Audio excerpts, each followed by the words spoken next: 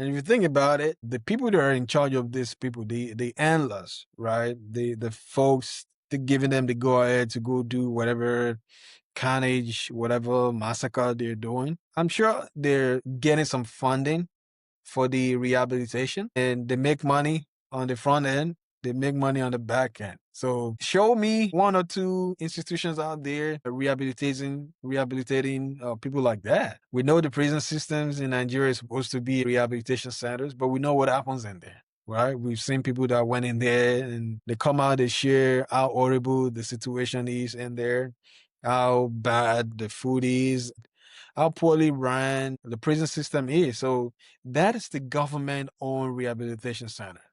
So how are these extremists, how are these religious extremists being de-radicalized? How are they being treated? What systems do they have in place? I know it's probably a lot of money paid to de-radicalize them, to reintegrate them back into the society, but it's at the expense of the people that they've already killed and the people that they will still kill in the future. With all the reintegration that they've done over the years, can they show us some results of what has happened? Can they show us some results of how many successful extremists they've been successfully able to rehabilitate back into the society? How many of them did go back into that lifestyle? Because before you can go into a lifestyle of killing a person, you must have been de-radicalized, must have been radicalized, whether religious wise or whether for food, right?